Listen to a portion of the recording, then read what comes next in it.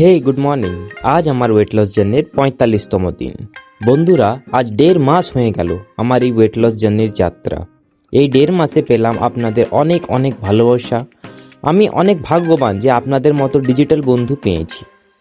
প্রতিদিনের মতোই সকালে উঠে খেলাম জল, একটু পর কিছু বেদানা খেয়ে গাড়ি নিয়ে বেরিয়ে পড়লাম।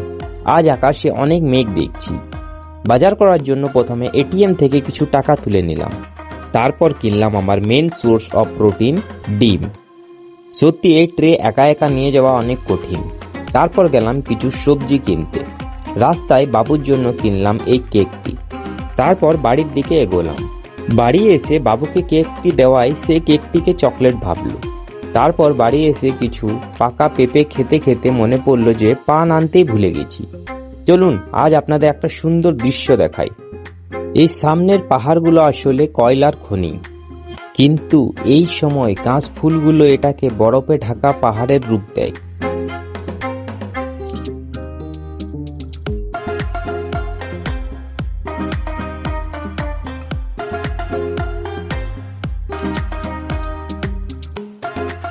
আমার এই পথে কোনো কাজ নেই, শুধু এই দৃশ্যটি আপনাদের দেখানোর জন্য এসেছিলাম।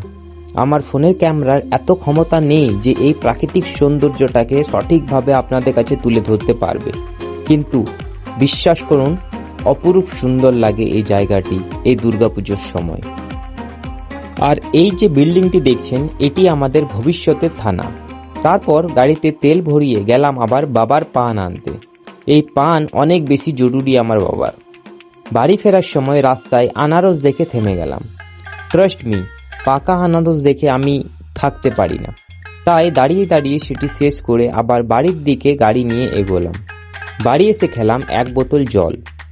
আকাশে মেঘ করে থাকলে জল একটু কমই খাওয়া হয়। একটু পর করলাম লাঞ্চ। ভাত বেশি দিয়ে দিয়েছিল, তাই একটু কম করলাম।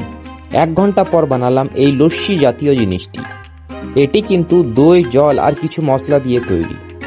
অনেকে ছাঁচ বা মাঠা বলে, ইংরেজিতে মনে হয় বাটার মিল্ক বলে।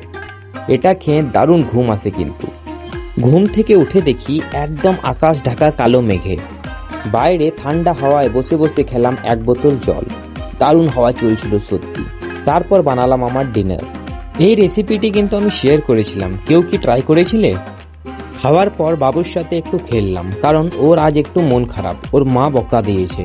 তারপর ১ বোতল জল খেয়ে শেষ করলাম আমার আজকের দিনটা। আপনাদের মতো ফলোয়ার্স এবং সাপোর্টার পেয়ে আমি সত্যি ধন্য। আপনারাই হচ্ছেন আমার আসল মোটিভেশন ডেলি আপলোড করার জন্য। ধন্যবাদ পাশে থাকার জন্য। টাটা, কাল আবার দেখা হবে।